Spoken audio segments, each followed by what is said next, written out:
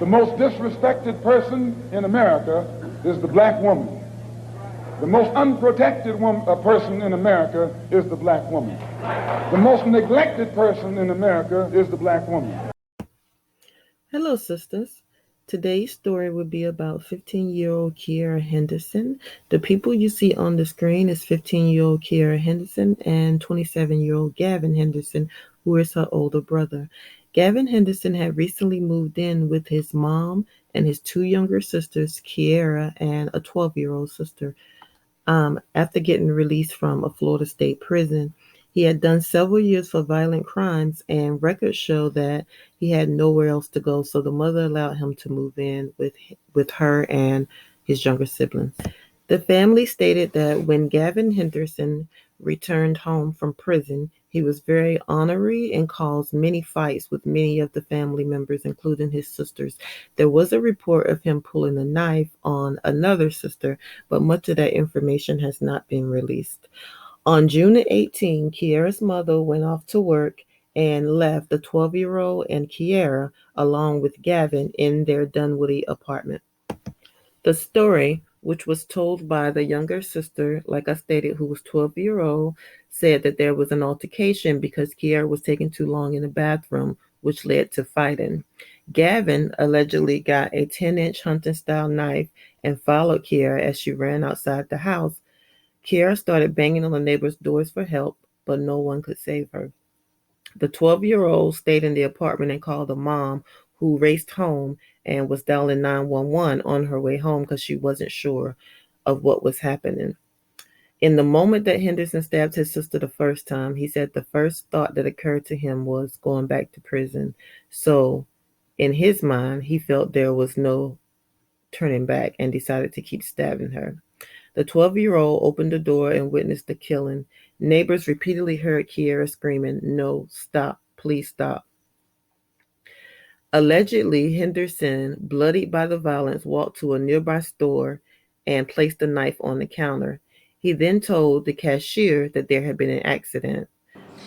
Well, Cheryl and Jeff, Henderson is facing felony murder and a long list of other charges. Detectives say they found the hunting knife they believe he used to kill his 15-year-old sister. This was a heinous murder that all took place in front of their other sibling, who was only 12 years old.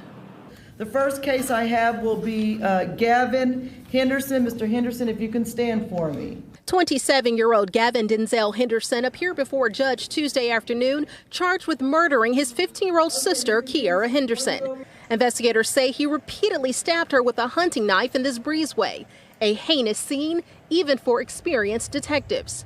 This is a scene that we walk into, and it's something we can prepare for. It all unfolded in front of other children. In the presence of the alleged victim. So this was a 12-year-old sister that actually observed you stab her 15-year-old older sister, and my understanding is that these are your siblings. Police say during the attack, the teen tried to get help from a neighbor across the hallway. The 911 caller reported that it appeared the female was knocking on his door, maybe trying to get some help. Those residents didn't want to talk on camera, but told 11 Alive they heard the teen screaming for help as she banged on their door.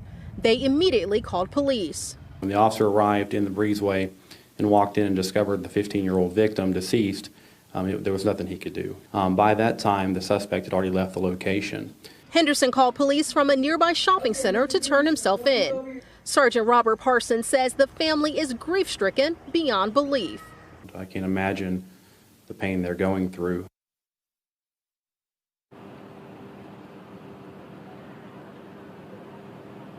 And neighbors say the family had only lived in the apartment complex for a couple of months, and they never noticed anything out of the ordinary before yesterday's murder. Police have not released a motive in this case, but Henderson is due back in court early next month. Live in DeKalb County, I'm Latasha Givens, 11 Alive News. All right, so let's go in. First, let me begin this by saying every crime that was created or committed by Gavin Henderson was done on his own accord. There is no one else to blame besides Gavin Henderson. With that being said, I feel that the fact that he had already pulled a knife on one of the other siblings, as well as him being arrested for many violent crimes and spending as much time as he did in prison, I feel like it was the mother's responsibility to protect the other children from her son. And I know y'all are going to think that I'm blaming the mother, and I'm not. I'm not blaming her. I understand that that was her son. He probably didn't have anywhere to go, as they stated, or as was reported. However, he was a 27-year-old man. You need to get on your feet. You chose a life of crime.